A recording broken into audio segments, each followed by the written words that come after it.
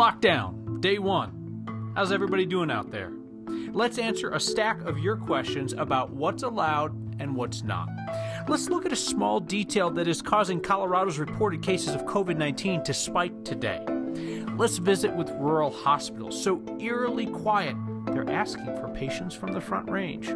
Let's thank Colorado's kids for doing their part. Let's talk about whatever this is, and let's kick off a brand new segment. That's not how you social distance, because this is next. If we are looking at the curve of the COVID-19 pandemic in Colorado, we are starting to get into the straight up part. Confirmed cases had their largest single day increase overnight.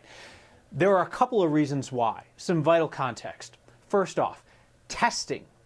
Test more, find more. And Colorado just tested a bunch more. We just cleared our backlog of several thousand cases. Also, today we noticed there is an asterisk in the way that the state is recording cases. Now it's folks who have tested positive as well as people who are being treated for COVID-19 because they have the symptoms and they have contact with somebody who tested positive. They aren't always going to waste an extra test in that situation. So, knowing the context, let's take a look at the numbers.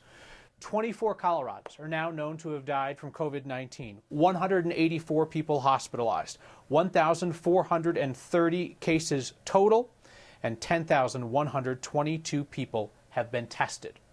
One of those people tested was Denver Mayor Michael Hancock, whose test came back negative this week. He was tested because somebody that he works with was showing symptoms. Goes without saying, there is no way in the world that you or me would get a test in a situation like that, asymptomatic and just around somebody who has symptoms. But like we saw with the testing of the president and the vice president, Denver's mayor gets a test in that situation because he's considered critical to the incident response. 12 hours into Colorado's stay-at-home order, and you are peppering us with questions. That's fine. Let's get after it. Our Marshall Zellinger has some answers. Yes or no? Can I get pulled over simply for driving? No. Can I go for a leisurely drive or take my motorcycle out? Yeah, you can, but Governor Jared Polis has asked that you only leave your home when you absolutely need to. Can I pick someone up at the airport? Yes. Can I take my dog to the dog park? This one's a little tricky. The state public health order refers people to their local jurisdiction for anything besides state parks. Dog parks are closed in Denver because they're considered an amenity, like a playground or tennis court. But the large dog parks in Douglas County are open. What about construction? Josh Doverspike sent me videos from Castle Rock and wants to know why this type of work is okay. It's because construction and housing are considered critical business, which is allowed during the stay-at-home order as long as workers adhere to social distancing. So what are and are not critical businesses? I want to empower you to find the answers to your questions as you think of them. On our website, 9news.com, scroll down to the featured section and click on the first story, full text stay-at-home order. On the 9 News app, you need to scroll down to the next section, just past our tweets, and you'll see the link on the left. Here, you'll see the plain language stay-at-home order. It defines necessary activities for your questions about what you're allowed or not allowed to do outside. It also defines what critical business means. There are 13 sections: healthcare, infrastructure, manufacturing, retail, and other professions, all broken down specifically by the type of work. If you do see your profession, your work is allowed to be open, but does not have to be. If you don't see your profession, it's not considered critical and should be closed unless you can work from home. And I don't share that link as a cop-out, like we won't answer all of your questions, but you probably have questions faster than we can answer them. Plus, today, that public health order was amended to allow a little more leeway for educators and places of worship. So it could change daily. It's a good link to keep looking at. One thing, Kyle, people should not be doing: do not call 911 for education on this public health order. Oh, geez. Oh. I was going to say there's really people that would do that, but you and I both know there's really people who would do just about anything in this world. All right. Thank you, Marshall. Colorado has lost a legend of our local music scene to COVID-19. Freddy Rodriguez Sr. died from what his friends say were complications from COVID-19. Rodriguez Sr. was a fixture on the jazz scene. For 40 years, you'd find him playing his saxophone at El Chapultepec in Denver. He's the last. He is the last of an era of musicians who came up at a time when it was good, it was cool, everybody had open arms. Freddie was one of those people. If you could show somebody something about music, if you could inspire a musician, young or old, Freddie was there. Freddie was a father and a grandfather. Family friends said that once the public danger passes, they want to hold a public memorial and a big musical celebration of his life. Hospitals in rural Colorado are quiet right now. It's a whole different kind of pressure compared to what hospitals on the Front Range are feeling. Rural hospitals would like more patients, so they would have the funds to keep operating. Anusha Roy explains. Only hospital for Lincoln County. There is not a hospital in Elbert County, Eastern Arapahoe, and Eastern Adams County, as well as parts of Washington County. Kevin Stansberry is the CEO of Lincoln Community Hospital in Hugo. He said when things get really bad, we don't do ICU care here, and we don't have any ventilators that we would keep patients on a ventilator. So we would be transporting them to the city. Right now, there are no COVID-19 patients in his hospital. What is the biggest pressure on your hospital right now because of COVID-19? So because the recommendation is not to do any elective procedures, that's a big source of revenue for us. Elective surgeries and elective diagnostic tests. So we're very concerned now about our revenue streams and being able to stay open. It's actually an issue for all of rural Colorado, as well as any hospital that we would call vulnerable. Julie Lonberg with the Colorado Hospital Association said what they're seeing is a domino effect of people doing the right thing and trying to save personal protective equipment. You know, I really don't have to go get that x-ray today. I can wait. That's doing the right thing. Now healthcare providers are getting creative. We could easily take 6 or 7 patients from the city who are either COVID positive but are on the tail end of the disease, or maybe there's another diagnosis. That, in theory, would free up beds at hospitals set up to deal with the worst of COVID-19 while helping out rural hospitals up against a tight money deadline. I'd say we maybe have 30 days.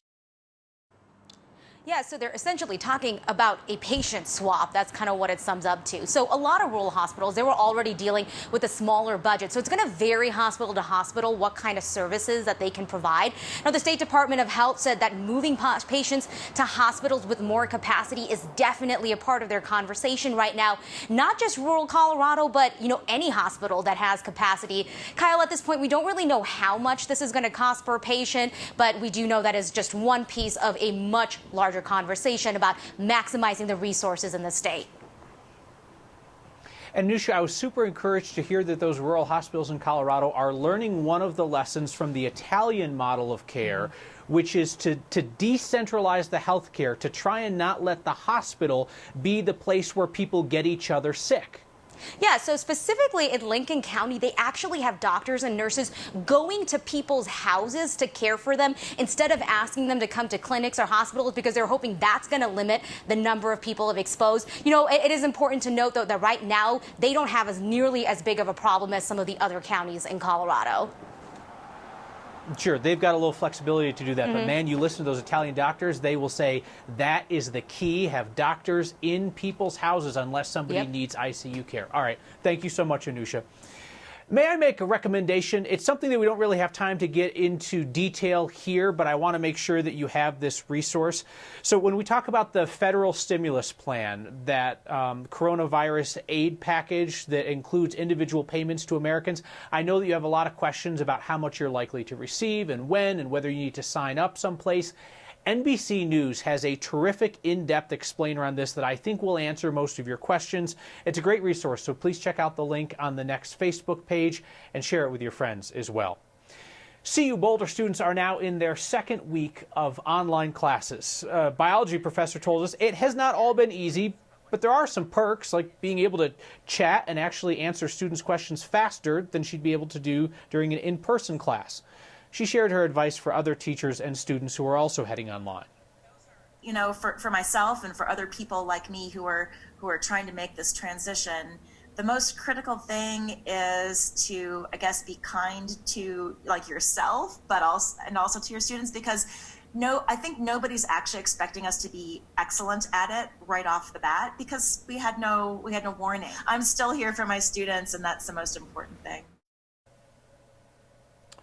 Professor Jennifer Knight told us she had 125 students in a recent online class. They had some tech hiccups, but she just apologized and resumed teaching.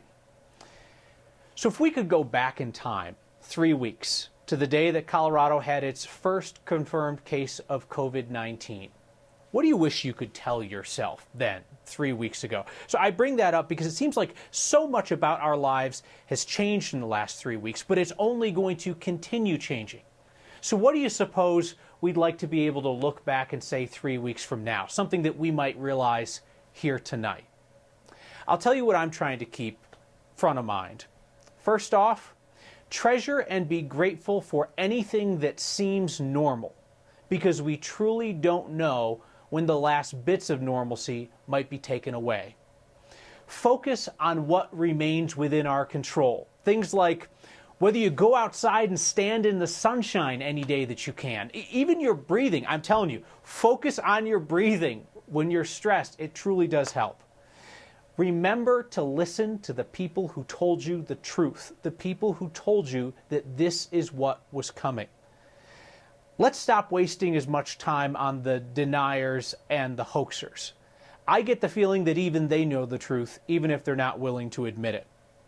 And remember, above all, our decisions and actions matter. They matter to protect our friends and our family and our neighbors. They matter in the way that we raise our voices together, calling for financial support for workers and businesses that are in real trouble right now. And our voices and our decisions matter as we encourage each other in whatever the next 3 weeks bring. A virtual party for a real retirement, because she's the reason that so many of them are working for us. Health experts say that reopening America by Easter is not realistic. But look, it's a bunny bringing you wine. We're here to have fun and deliver just that little bit of lift that we all need. That's next.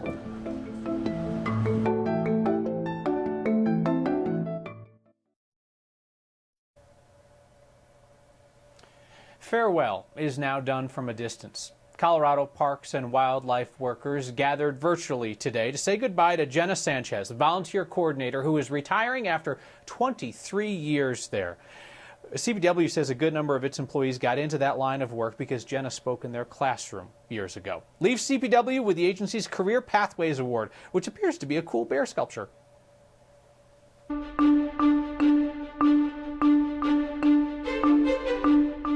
Sunshine and mild weather for this first week of spring, but things are changing tonight with a storm already moving into Colorado from the west. Look at the temperature spread. Low 80s in southern Colorado, mid 50s in downtown Denver, and 40s up in the high country. It's all about the wind. And winds out of the southwest are bringing in this cloud shield that we're seeing over east central Colorado. But it's the winds to the north coming in with a cold front that's going to bring the snow to Wyoming and increase the wind down in southern Colorado. The red flag warning will cancel out at 8 o'clock. Concerns for high fire danger due to the wind, the warm weather today, and the low relative humidity. But moisture will be increasing tomorrow. We'll go mostly cloudy with rain and snow showers in the afternoon and evening. Maybe an inch or two of snow on the grass by Saturday morning, and then skies will clear. The red flag warning, the only advisory out for our state this hour. And in Denver, a calmer evening with lows around freezing and increasing clouds. Chilly day tomorrow, mid 40s. Rain and snow showers will end Saturday morning. A warming trend for the upcoming weekend with highs back in the mid 60s by Wednesday. And if you happen to see a moose on the loose, send that picture in. We'd love to see it. Ain't no party like a virtual party, because a virtual party don't require people to gather in violation of Colorado's stay-home order. Let's recognize our state's kids. They're making sacrifices too. And when you see the bunny, it means your wine has arrived. What a time to be alive. Next. Each night we take time to celebrate a group of people who are keeping Colorado running right now. We've talked about sanitation workers and nurses and lab techs. I want to take a moment to acknowledge the sacrifices that kids are making these days. I mean, they're away from school and their teachers and their friends. They're missing sleepovers, playing with the neighbors, and birthday parties.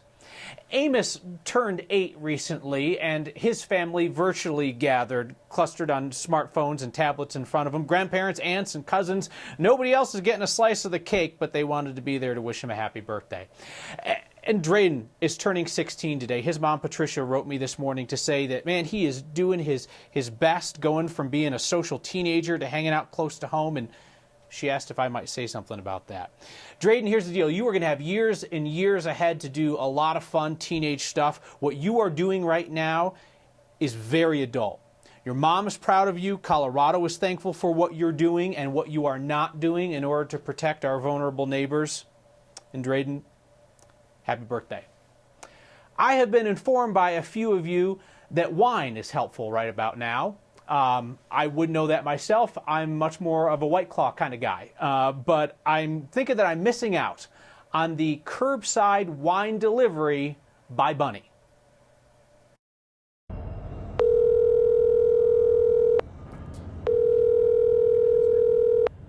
Hi, thanks for calling Big Speed's Folly. This is Marla Yetka and my husband Chad Yetka. So Chad came up with this great idea, which I thought was kind of crazy at first, but he thought, well, why not dress up in costumes every day, a different costume, and deliver people wine growlers and food to them with a little bit of a smile. We're doing our best to make a difference. These are very trying times, and it's an unprecedented crisis that we're going through. But how we get through this matters. And instead of putting on a frown, if we put on a smile, the Mildred's and Milkmaid suits, Tyrannosaurus Rex, or perhaps even a horse, and if we can get 1, 2, 10 people to smile, then that's a small victory in this war that we're fighting. Let's face it, it's reciprocal. And smiles are as infectious, if not more, than what we're currently battling. And when one smile turns into 2, into 10, then we're winning the bargain as well. If we deliver a smile, we get one back in return, then that's a win-win for us all. Get back in your car already! See, how can you not laugh?